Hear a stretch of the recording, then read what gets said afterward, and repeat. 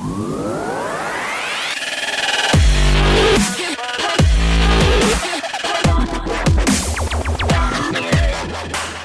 my name is Michael Gilmore and I'm the writer of Whizbang's blog and also one of the co-founders of ParkLogic.com. And it's so good to have you here for week 13 of the industry update on what's going on with domain monetization. I can't believe we got up to week 13 already. It seems to have gone so fast the last few months. But there's one thing for sure, week 13 doesn't mean necessarily it's bad luck for any of us, that's for sure. What I can see coming through is some really, really interesting data. So hang on to your seat. We're going to start to dig into that data like we've done each week and see how it all progresses forward. Here we go, week 13.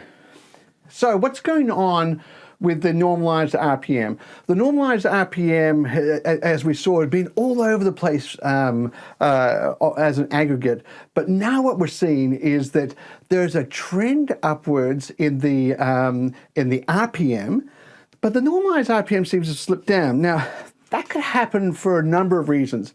Is that, as we know, the normalized RPM is generated from the revenue divided by the URLs or the raw traffic. Well, the RPM is revenue divided by views, or what our monetization partners count as traffic. You may say, well, why is that a big issue?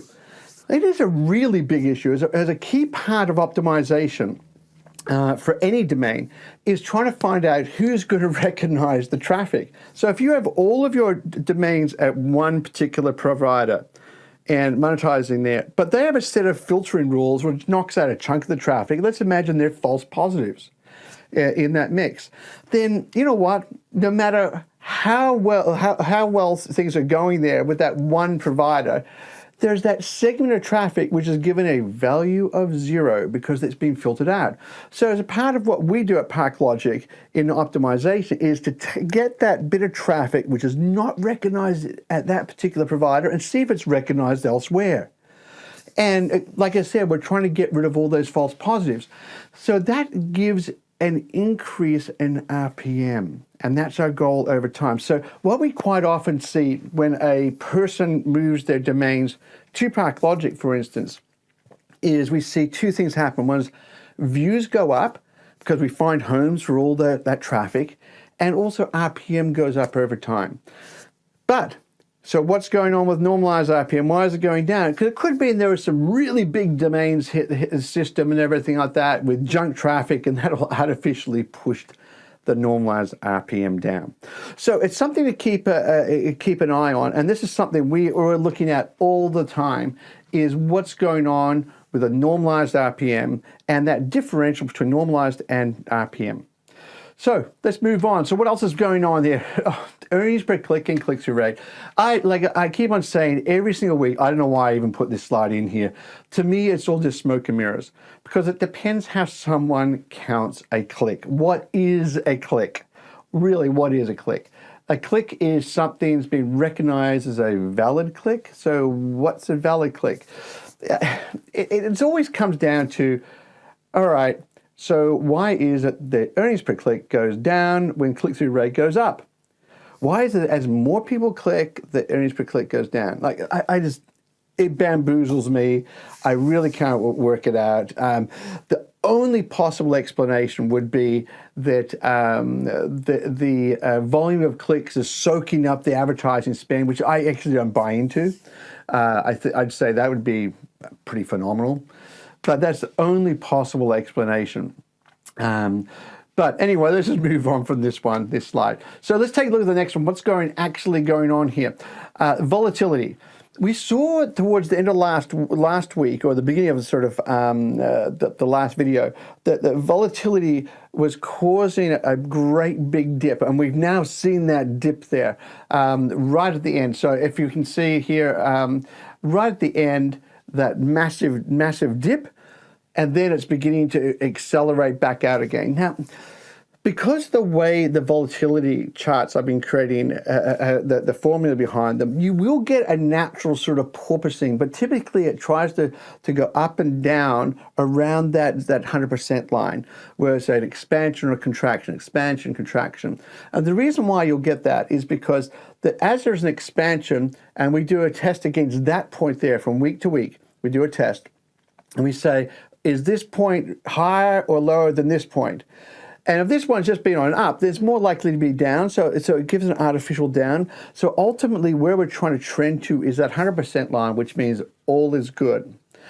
But one of the things this graph does very clearly show is if there is volatility up and down from one week to the next, that's something that we can see there's that great big dip just there. But we've come out of that dip, which is great. And in fact, went into the positive gain territory. I wouldn't be surprised if next week we see a bit more of the green coming into play, which is the industry expanding once more.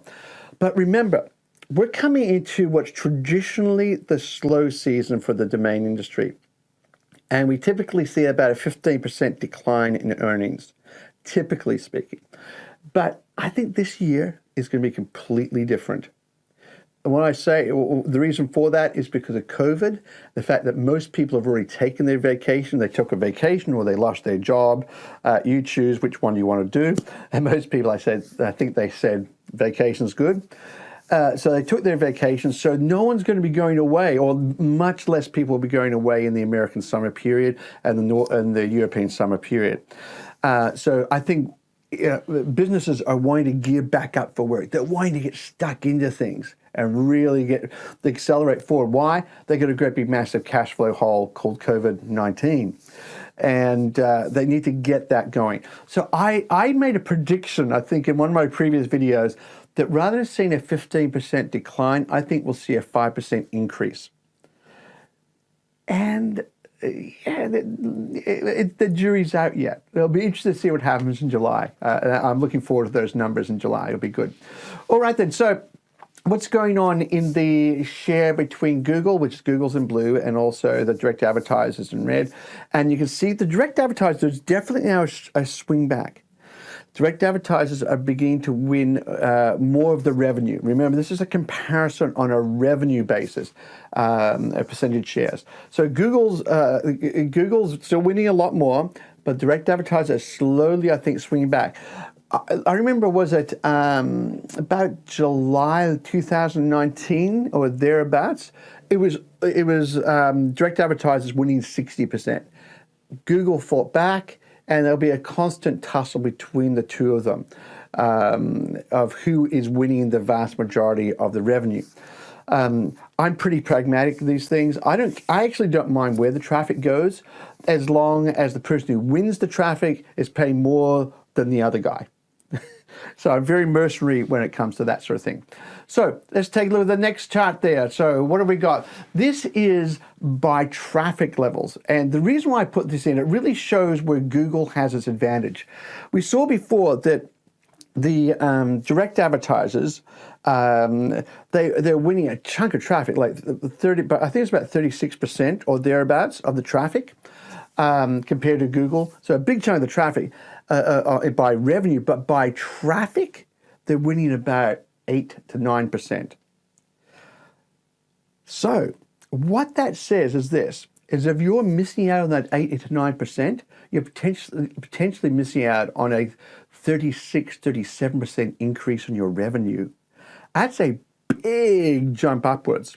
So you've really got to get plugged into direct advertising networks. You can use platforms like ParkLogic and so forth like that as well to be able to do that. But like I said, we've been doing this for 13 years. But it's something you really got to think about. Don't miss out on it. Definitely don't miss out on it. Okay, so what's happening next? This is the Google normalized RPM and the direct advertising normalized RPM. And you can see that Google accelerated upward through COVID-19. And I suggest that that was on the back of the small to medium enterprises. They're really accelerating forward. And that was a great effort by them, because a lot of the big traditional advertisers like Amazon, Walmart, and all that sort of stuff vacated the market. So they accelerate forward.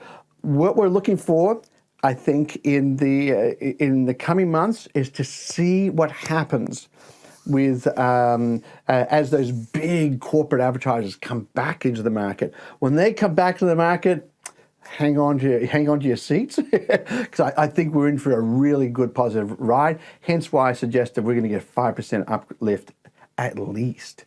But anyway, so we look at the normalized RPMs, and you can see there that basically there's a lot of volatility in the direct advertisers, and you'll always get that. Why?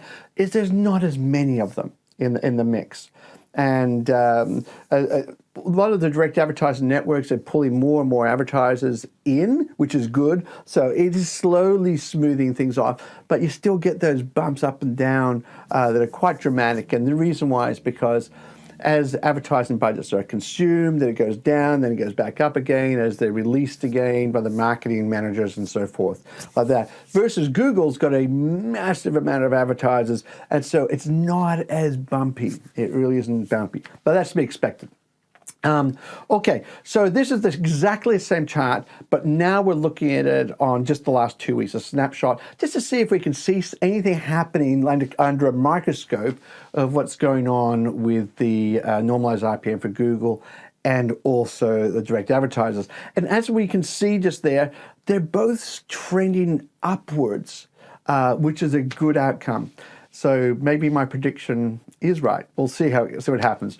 So let's have a go. The volatility. What's going on with volatility just here? The volatility for Google and also for the direct advertisers. As we saw last time, and this trend is continuing, there was massive volatility. Like it was all over the shop through the COVID sort of 19 period. But now it's really settled down.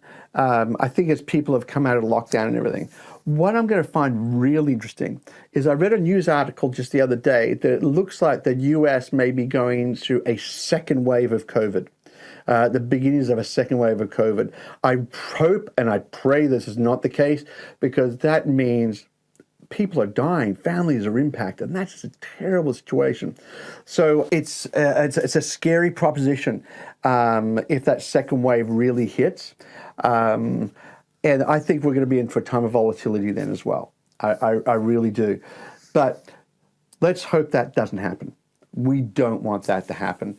I was speaking, or I was actually looking at a news article, actually by some quite prominent domain investors and everything like that, commenting on they've lost loved ones. And then I looked at Peter Jackson, the famous film director who did Lord of the Rings. He's lost close friends who worked with him on that movie. COVID-19 is real. It's not a figment of someone's imagination. It's real. And our prayers and our thoughts need to be with those people who are affected. And for those people that aren't, keep isolating. That's all I can say is be really careful with that. I know myself that in Australia, we've had very few cases the last little while, and we're coming out of the whole lockdown thing. Mentally, I'm still locked down, largely locked down, and operating in that sort of mode and being really careful. If I go to the shops, wash your hands and all that sort of stuff and practice great hygiene. Not that I wasn't before, but it's been particular this time. And if you know of someone who has COVID-19, may God be with you, seriously, and also particularly with them. All the best, and I wish you guys a safe rest of this year anyway. Thanks a lot. I hope you enjoyed that video and you find them really valuable for your business and helping you make better decisions. Don't forget to like, subscribe, or pass the video on to your friends. Anyway, thanks a lot for that. Have a great day. Bye.